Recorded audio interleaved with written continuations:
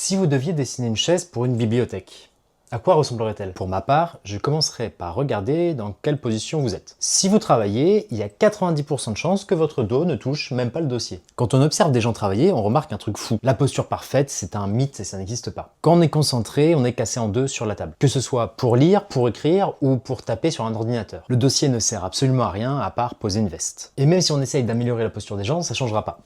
Bref. Mais ce dossier, il doit bien avoir une utilité. Sinon, on n'utiliserait tous que des tabourets. Pour moi, il sert au moment précis où vous avez fini votre paragraphe. C'est le moment où vous relâchez toute la pression et où vous vous jetez en arrière pour souffler. C'est là qu'à mon sens, il prend toute son utilité. Je choisirais d'incliner légèrement ce dossier vers le haut pour vous inviter à lever la tête, prendre une grande respiration et contempler l'espace autour de vous. Ça permet de s'aérer l'esprit avant de s'y remettre. Comme si le dossier venait vous maintenir en disant vas-y, ça va le faire. Pour moi, il y aurait une autre contrainte majeure à ce projet, l'impact visuel dans l'espace. Vous êtes dans une bibliothèque. Quand vous alignez des dizaines et des dizaines de chaises, si vous proposez un dessin trop expressif, vous détruisez la perspective et le calme du lieu. Dans un endroit comme celui-là, pour moi, la chaise, elle doit disparaître. Si son aspect général n'est pas trop impactant visuellement et que le dossier ne dépasse pas le niveau de la table, vous gardez une belle ligne d'horizon et c'est très agréable. Concernant les matériaux, je pense que j'opterais pour du bois et plus particulièrement sur du chêne, peut-être un peu teinté. Pour moi, le bois, ça convoque tout de suite un archétype qu'on a tous en tête, la chaise de cuisine. Celle sur laquelle on faisait les devoirs quand on était gamin. C'est intime, c'est robuste, c'est rassurant. Et pour moi, c'est exactement ce qu'il faut pour amener un peu de chaleur dans un lieu de travail. Et